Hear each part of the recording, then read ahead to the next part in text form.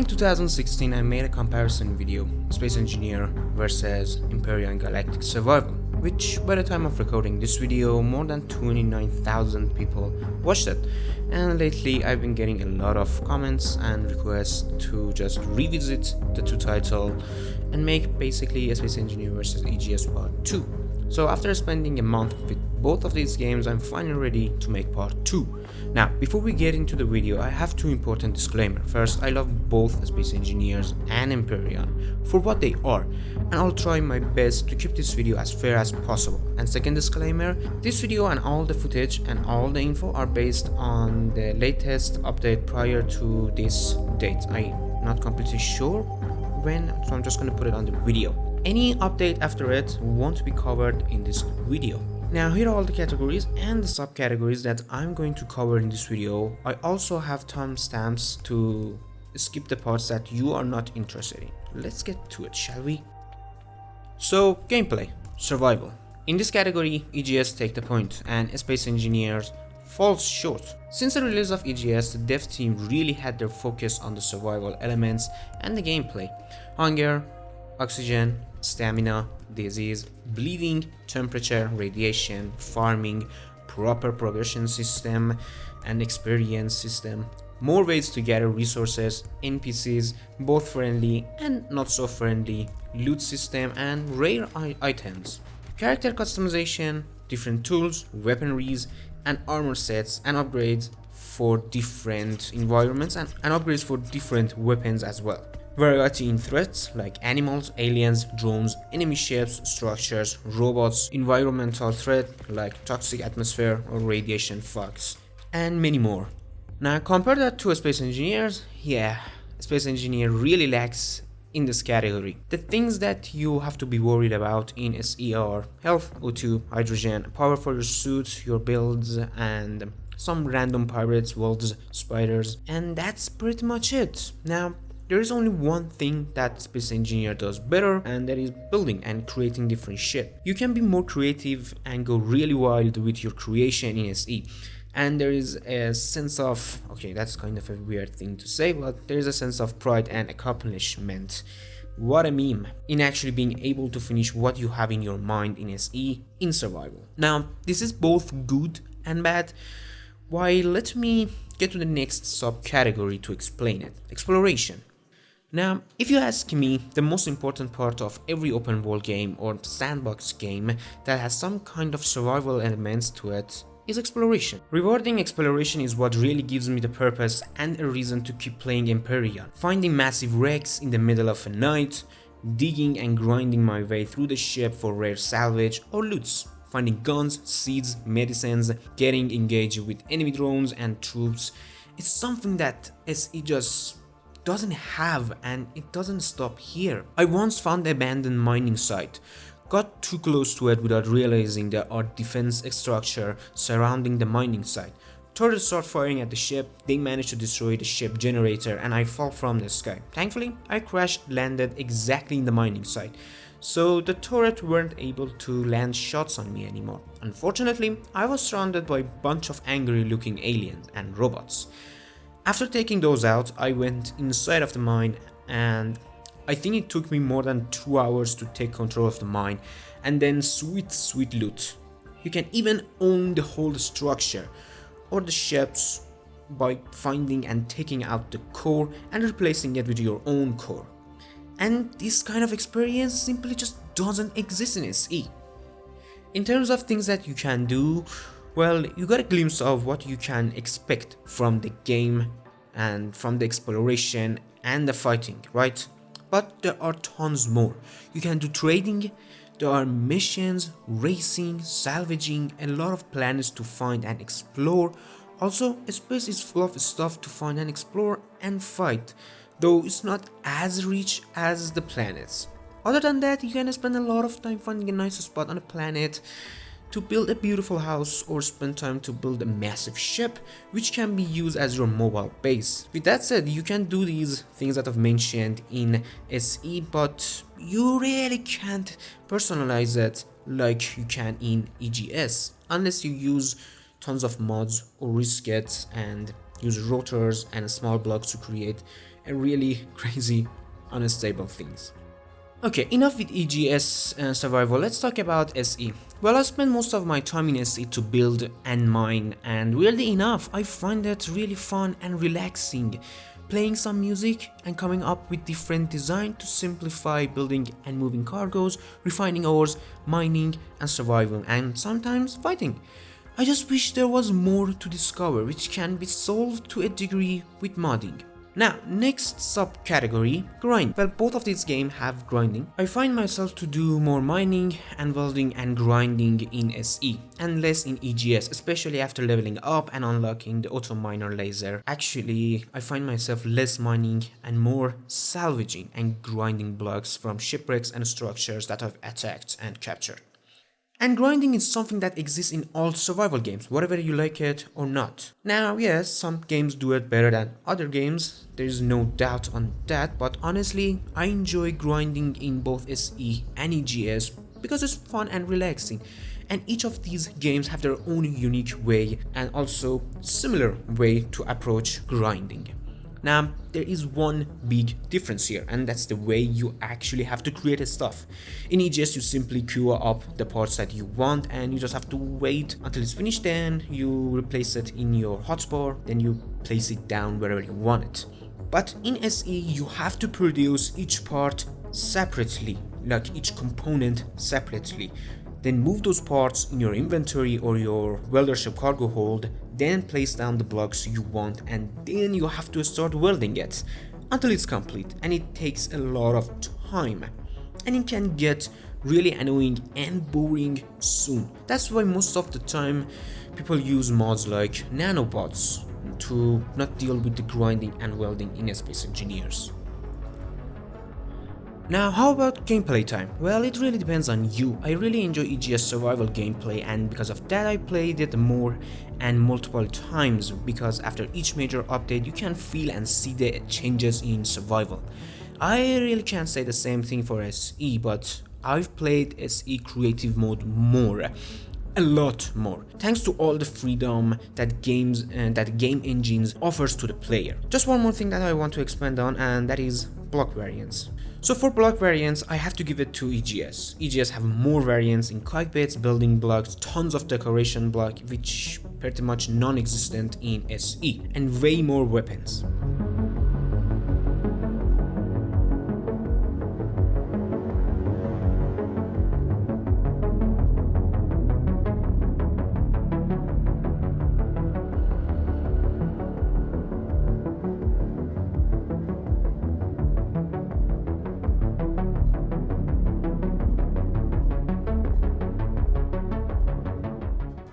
Let's get to the next category, or creative mode, where SE is still undefeated. Maybe Dual Universe be able to bring down SE when it's finally get released. Okay, let's get down to the nitty-gritty of the creative mode and why I think SE does a better job. And let's not forget one important thing. Creative mode is not all about building ships. No.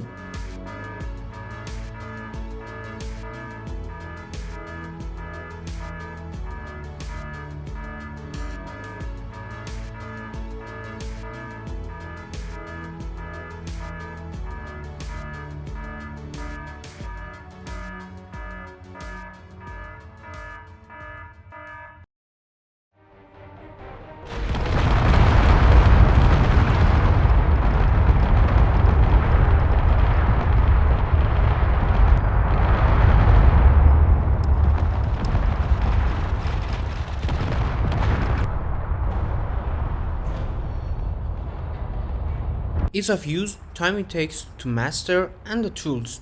SE has a better HUD. You can use a Spectre cam, which is much better than the drone you have in EGS. More robust symmetry and tool with more option, and a better copy paste tool, and the blueprint system. Even though EGS has both symmetry and the copy paste tool, it's not as simple and as robust as SE. With that said, it takes more time to master a Space Engineer building system for two reasons. A Space Engineer has more functional blocks like rotors, pistons, timer blocks, programmer blocks, LCD screen that can be programmed, and many more. But I also have to mention that using those blocks properly and safely is a pain in the ass, and they can bring Clank to life.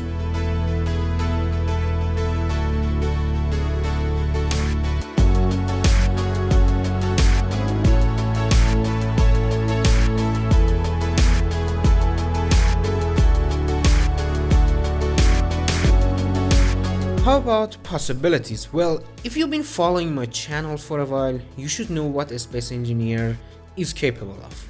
I've been creating different scenarios to test out different combat ships and giving them scores or some of my battle videos.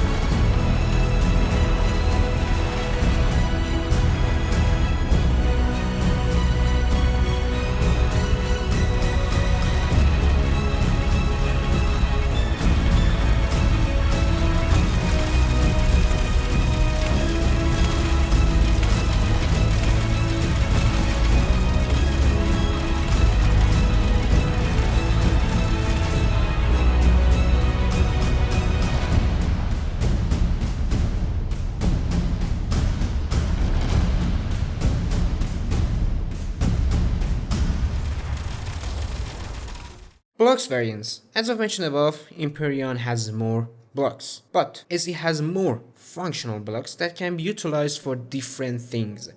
Here's a little bit of montage, judge it by yourself.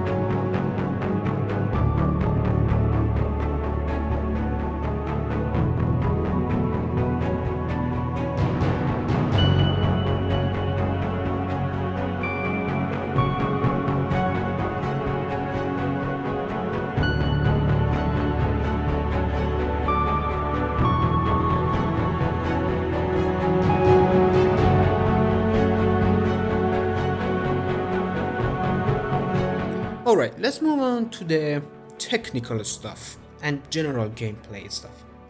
So, flight model. Both of these games are heavily based on a spaceship, right? AC does a better job with flight model compared to Empyrion. Empyrion flight model feels really weird and it gets worse with large ship grids. Large grid ship, sorry. You can get out the pilot's seat or the cockpit while the ship is moving. And we also have a speed limit on planets. But none of those restrictions exist in SE. You can even unlock a Space Engineer speed limit thanks to some mods. With that said, both games reacts to planet gravity and you will be pulled in.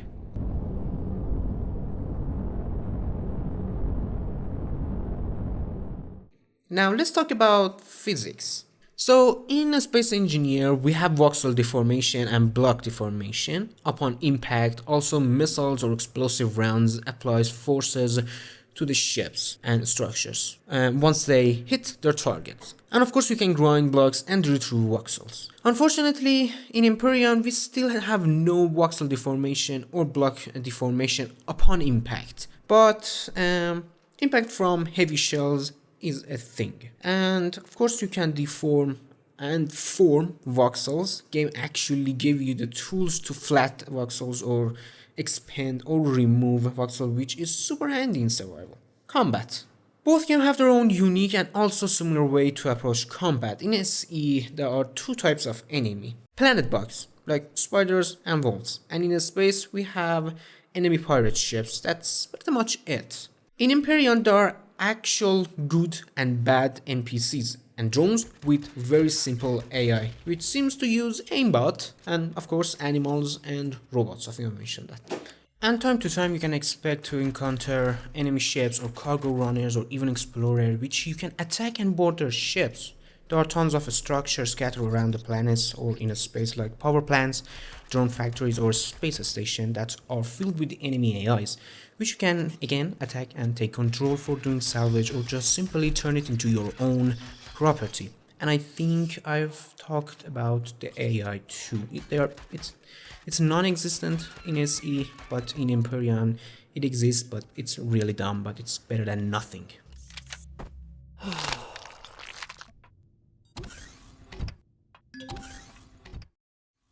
Now, let's move on to the workshop.